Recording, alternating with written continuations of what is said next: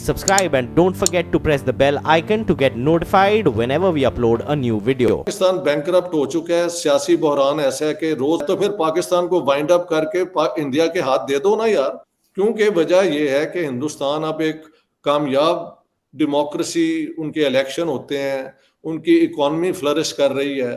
बहुत कुछ हुआ, लेकिन अगर कुछ नहीं बदला ना तो अवाम की किस्मत नहीं बदली, किसी गरीब की हालत। पाकिस्तान की जो डाउन स्लाइड गई है उसका आप तस्वर ही नहीं, हमने कभी पहले किया ही नहीं था कि इस तरह की सूरत भी हो जाएगी पाकिस्तान के अंदर कि हमें मेडिसिन का रॉ मटेरियल मंगवाने के लिए हमारे पास पैसे नहीं होंगे।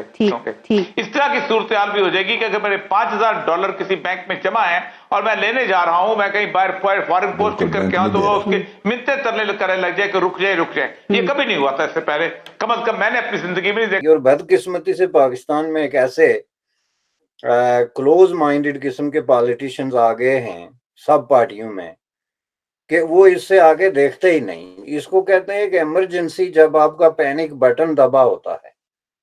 ये सिचुएशन है पाकिस्तान की। पाकिस्तान एक पैनिक मूड में है और आज तक मुझे याद नहीं कि कोई एक पॉलिटिशियन ऐसा गुज़श्ता 20 सालों में आया हो जिसने ये कहा हो कि मैं ये जो पैनिक स्विच है इसको ऑफ कर रहा हूं और मेरे पास ये फार्मूला है कि ये हम फॉरेन कर्जे जो हैं इनको किस तरीके से हम जो है इससे जान छुड़ाएं। क्योंकि सबसे बड़ा प्रॉब्लम फॉरेन कर्जे हैं। फॉरेन कर्जे आपके इतने ज्यादा हो गए हैं कि आप उससे बाहर निकल ही नहीं सकते। तो आपकी सोच का सारा जो धारा है, जो सारा फोकस है, वो उसी पे हो गया। आप देखें अभी रिसेंटली वहां पे एक सेमिनार हुआ जो एक ultra right wing political party ने कराया इसी सब्जेक्ट पे कि जो है पाकिस्तान में कि जनाब ये जो डिफॉल्ट की बातें चल रही हैं इस पे क्या करना चाहिए। अगर आप उस पूरे सेमिनार की रिपोर्टिंग पढ़ें तो आपको बहुत बड़ी हैरत होगी। उसमें बेशुमार लोग ऐसे हैं जिन्होंने इस्लामी नुक्ता नजर से साबित किया कि हमें डिफॉल्ट कर देना चाहिए। चूंकि ये एक मजहबी पार्टी का सेमिनार था तो ज्यादा फेवर मजहबी स्कॉलर्स को दिया गया। तो उन्होंने इसकी दलील ये दी कि जी हम असल ज़र तो कब का वापस कर चुके, यानी जिससे हमने कोई जो है $1 मिलियन लिया था हम उसके कोई 4-5 मिलियन दे चुके, लेकिन वो मिलियन वहीं का वहीं पड़ा है। लिहाजा इस्लामी नुक्ता नज़र से अगर हम इनकार कर दें कि हमें कोई किसी का लेना देना नहीं है तो ये बिल्कुल जायज़ होगा। दूसरे अल्फाज में उन्होंने फतवा जारी कर दिया। आपकी जो बिजनेस और ट्रेड क्लास है उसके जो नुमाइंदे हैं उन्होंने ये कहा कि हमें डिफॉल्ट कर लेना चाहिए, इससे कोई फर्क नहीं पड़ता। दुनिया में बेशुमार मुल्क ऐसे हैं जिन्होंने डिफॉल्ट किया, इससे कोई किसी को गोली नहीं मारता, इसलिए आप डिफॉल्ट कर दें। और उसमें मेरे ख्याल में कुछ चंद एक दो लोग थे जिन्होंने बड़ी बेदिली से ये कहा कि जी हमें डिफॉल्ट नहीं करना चाहिए। अब ये कोई सरकारी फोरम नहीं था, लेकिन ये आपकी सोसाइटी के मुख्तलिफ सेगमेंट्स को, शेड्स ऑफ ओपिनियंस को रिफ्लेक्ट करता है। कंडीशंस पे करें क्या होगा, हमारे साथ क्या बर्ताव होगा, और अगर ना करें तो उससे हमें क्या फायदा होगा। अब एक बात मैं आपको बता दूं कि डिफॉल्ट जो है, मैं ज़ाहिर है एक लॉयर हूं by training and bye practice, तो इस तरह की चीज़ों को मैं एडवाइस नहीं करता कि आप कहीं भी किसी भी कर्ज को डिफॉल्ट करें। लेकिन जिस दलदल में पाकिस्तान फंस गया है, ये कर्जे पाकिस्तान कभी वापस नहीं कर सकता। और उसकी वजह ये नहीं कि पाकिस्तान के पास वसाइल नहीं है, उसकी वजह ये है कि पाकिस्तान के जो इखराजात हैं जो अननेसेसरी हैं, यानी बद इंतजामी और करप्शन की ये हद है कि आप अगर 10 बिलियन लेते हैं तो उसमें से 9 बिलियन जो है वो खुफिया तरीके से उन इखराजात पे खर्च होता है। तो 1 बिलियन आपका अगर कर्ज का इंटरेस्ट अदा हो गया तो इससे जिंदगी गुजरती है। वो जो पीते थे कर्ज की मैं और समझते थे कि हाँ, वो अब कुछ दानश्वर कहते हैं अब कोई कर्ज की मैं भी नहीं देता।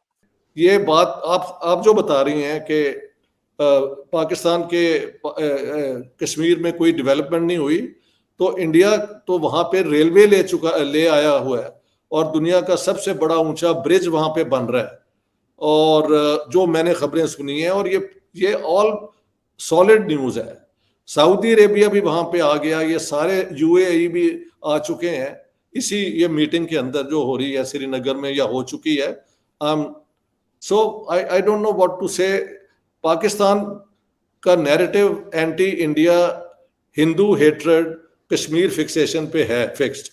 जब तक ये इससे आज़ाद हो के नॉर्मली अपने ताल्लुकात नहीं बनाएंगे, पाकिस्तान बैंकरप्ट हो चुका है, सियासी बहरान ऐसा है कि रोज पाकिस्तान का मजाक उड़ता है। अब के हिंदुस्तान के कहने पे इन्होंने आग लगाई है, तो फिर पुलिस मैन जो बाल खींच रहे हैं वो भी हिंदुस्तान के कहने पे है, तो फिर पाकिस्तान को वाइंड अप करके इंडिया के हाथ दे दो ना यार। है कि हिंदुस्तान के हाथ दे दो, तो आपको लगता है कि पाकिस्तान अब इस चीज को मतलब मानता है कि हम हिंदुस्तान का पार्ट हैं? क्योंकि आज भी जब मैं पब्लिक रिव्यूज करती हूँ तो लोगों से क्वेश्चन करती हूँ कि हम इंडियन ओरिजिन से थे, हम बैकग्राउंड से हम देखें तो हम इंडिया से निकले हैं, तो पाकिस्तानी लोग कहते हैं कि हमारा कश्मीर इंडिया ने जब्त किया हुआ है, इंडियन ऑक्युपाइड कश्मीर है। तो इस बारे में आपकी फिर क्या राय है? ये एक बहुत बड़ा सवाल है। मेरी किताब यार पढ़ लो, Jinnah his successes failures and role in history.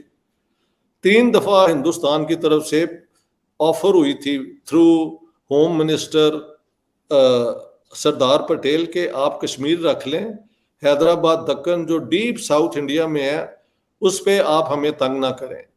और ये जो है दावत इंडिया से चौधरी मोहम्मद अली जो बाद में पाकिस्तान के प्राइम मिनिस्टर बने 55 में, वो लिखते हैं कि मैं लेके गया मिस्टर जिन्ना के पास, तो जिन्ना साहब, and I will quote you that mister Jinnah did not show any interest. Jinnah, the clever tactician, it seems, was aiming for some higher stakes on the princely states, but obviously he did not succeed.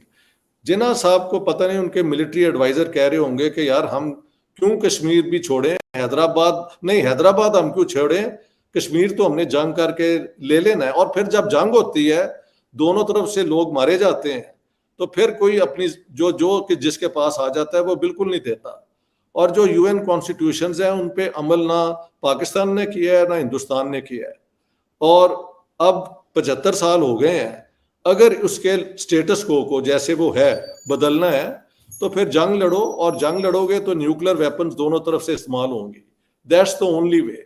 वरना मेरी जो position है, Indian Kashmir remains with India and Pakistani Kashmir remains with Pakistan, but that is just my proposal to settle this issue. नाने कोई ना। और एक और बात बता दूं, हिंदुस्तान में मैंने किसी को नहीं मिला जो कहता है कि पाकिस्तान दोबारा हमारे पास आ जाए। वो कहते हैं नो, आप अलग ही रहें, अपना मुल्क चलाएं और हम अच्छे नेबर्स की तरह जिंदगी बसर करें। क्योंकि वजह यह है कि हिंदुस्तान अब एक कामयाब डेमोक्रेसी, उनके इलेक्शन होते हैं, उनकी इकॉनमी फ्लरिश कर रही है, तो वो उस सिस्टम को क्यों अपसेट करेंगे। और पाकिस्तान में जो लोग कहते हैं कि हम ओरिजिन, वो भी हैं, और कुछ लोग हैं जो हिंदुस्तान दुश्मनी, हिंदू दुश्मनी हरकत सुबह शाम से कर रहे होते हैं, तो वहां पे इस किस्म की ओपिनियंस हैं। ठीक है।